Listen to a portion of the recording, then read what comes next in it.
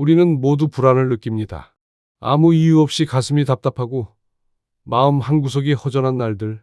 키르케고르는 말했습니다. 그 불안은 당신이 자유롭다는 증거다. 그는 불안을 피하려 하지 않았습니다. 오히려 불안을 인간 존재의 본질로 보았습니다. 인간은 선택할 수 있는 존재이기 때문에 불안한 것이고 그 불안은 곧 자유의 그림자라고 말했습니다. 불안은 약함이 아니라 자유의 현기증입니다. 그것은 우리가 단순히 살아있는 것이 아니라 살아있음을 의식하는 순간의 떨림이었습니다. 쇠렌 키르케고르는 덴마크의 작은 도시에서 태어났습니다. 그는 부유한 집안에서 자랐지만 어린 시절부터 깊은 고독 속에 있었습니다. 신앙심 깊은 아버지의 죄의식 그리고 죽음과 고통에 대한 조기 체험은 그의 내면을 흔들었습니다. 그는 평생 동안 자신 안의 불안과 싸웠지만 그 불안 속에서 진리를 찾으려 했습니다. 세상이 주는 안락함보다 자신의 영혼이 던지는 질문에 귀 기울였습니다. 그는 세상의 눈으로 보면 괴짜였고 철저한 고독자였습니다. 하지만 그 고독 속에서 인간의 본질을 꿰뚫어 보았습니다. 키르케고르는 인간의 삶을 선택의 연속으로 보았습니다. 매 순간 우리는 선택해야 합니다. 사랑할 것인가, 외면할 것인가, 믿을 것인가, 의심할 것인가, 살아갈 것인가, 포기할 것인가. 그리고 그 선택의 자유는 언제나 불안을 동반합니다. 그는 이렇게 말했습니다. 자유는 인간에게 가장 큰 선물이지만 동시에 가장 무거운 짐이다. 인간은 자유롭기에 행복하지만 자유롭기에 불안합니다. 선택하지 않으면 살 수 없고 선택하는 순간 불안이 시작됩니다. 그는 인간의 삶을 세 단계로 나누어 설명했습니다. 첫 번째는 심리적 단계, 즉 쾌락과 즉흥 속에 사는 단계입니다. 이 단계의 인간은 순간적인 즐거움에 따라 살지만 시간이 지나면 허무와 공허함이 밀려옵니다. 두 번째는 윤리적 단계, 책임과 도덕, 사회의 규범을 따르며 사는 단계입니다. 그러나 키르케고르는 이 단계에서도 완전한 평화를 찾을 수 없다고 보았습니다. 인간은 여전히 내면의 공허함과 불안을 느낍니다. 그리고 마지막 세 번째 단계가 바로 신앙의 단계입니다. 그것은 이성으로는 설명되지 않는 믿음으로의 도약이었습니다.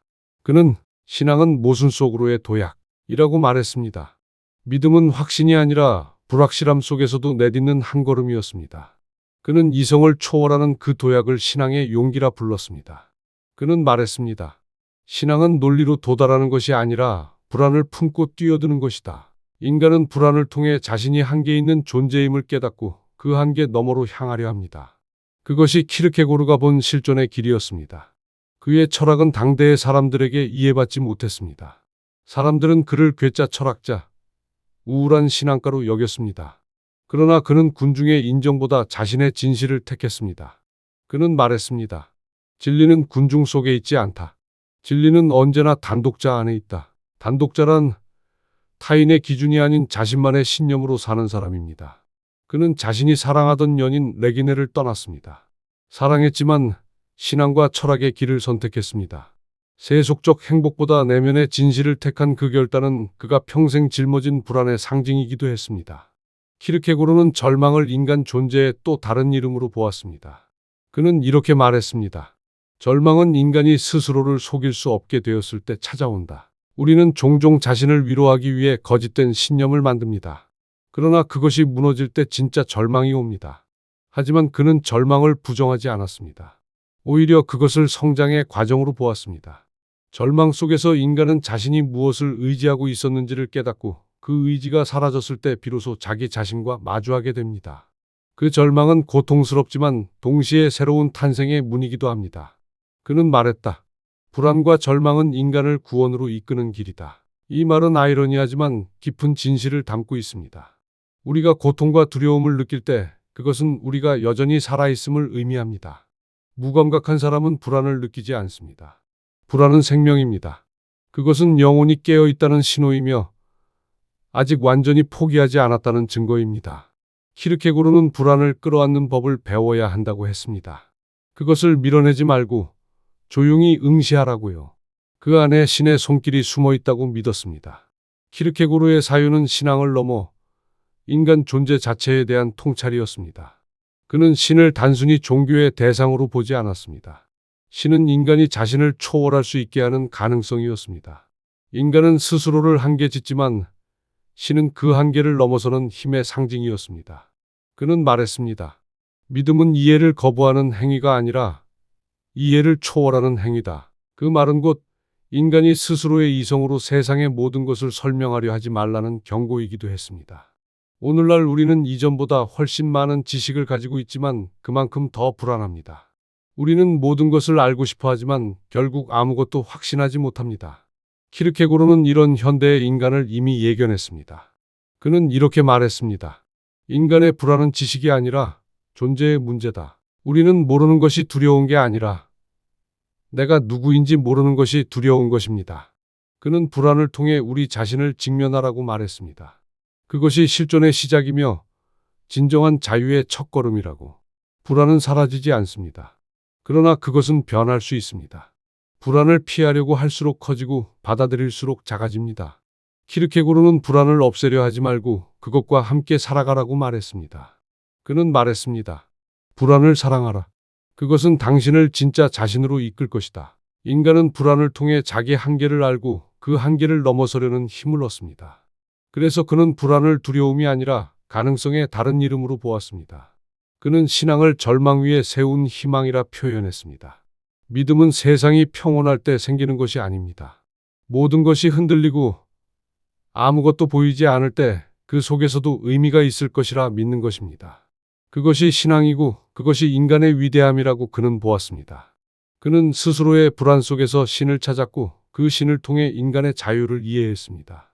우리는 종종 완벽한 안정과 확실함을 원합니다. 그러나 키르케고르는 이렇게 말했습니다. 안정 속에는 생명이 없고 불안 속에만 자유가 있다. 그는 고통과 불안이 인간을 성숙하게 만든다고 보았습니다. 고통을 겪지 않은 영혼은 깊이를 모릅니다. 불안을 견디지 못하는 마음은 자유를 알지 못합니다. 그는 불안 속에서 자신을 잃지 않고 그 불안의 의미를 끊임없이 물었던 사람입니다. 키르케고르는 죽음을 두려워하지 않았습니다. 오히려 죽음이야말로 존재의 진실을 비추는 거울이라 보았습니다. 그는 말했습니다. 죽음을 성찰할 수 있는 사람만이 진정으로 삶을 산다. 불안, 절망, 죽음 이 모든 단어는 어둡게 들리지만 그의 철학에서는 모두 삶의 깊이를 완성하는 통로였습니다. 그는 그 어둠을 피해 달아나지 않았습니다. 그 속으로 걸어 들어가 빛을 찾았습니다. 오늘 우리에게 그의 말은 이렇게 들립니다. 불안해도 괜찮다. 그것이 당신이 살아있다는 증거다. 키르케고르는 우리에게 불안을 없애는 법을 가르치지 않았습니다. 대신 불안을 살아내는 법을 가르쳤습니다.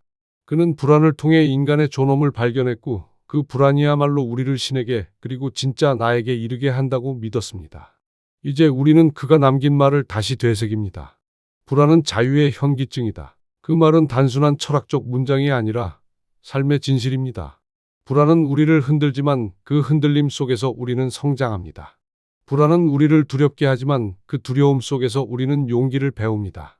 불안은 우리를 어둡게 하지만 그 어둠 속에서 우리는 빛을 찾습니다. 오늘 당신의 마음에도 불안이 있나요? 그렇다면 그것을 부끄러워하지 마십시오. 그 불안은 당신이 여전히 살아있고 여전히 선택할 수 있는 존재임을 알려줍니다. 키르케고르는 그렇게 말합니다. 불안은 인간이 신과 가장 가까워지는 순간이다. 불안을 끌어안는 그 용기, 그것이 바로 인간이 가질 수 있는 가장 숭고한 자유입니다. 이 이야기가 오늘 당신의 마음에 조용한 울림으로 남길 바랍니다. 불안을 두려워하지 마십시오. 그 안에는 자유가 있고 성장의 씨앗이 있습니다. 다음 시간에도 인간의 내면을 비추는 또 한편의 지혜로 찾아뵙겠습니다. 구독과 좋아요는 이 철학의 여정을 이어가는 큰 힘이 됩니다. 감사합니다.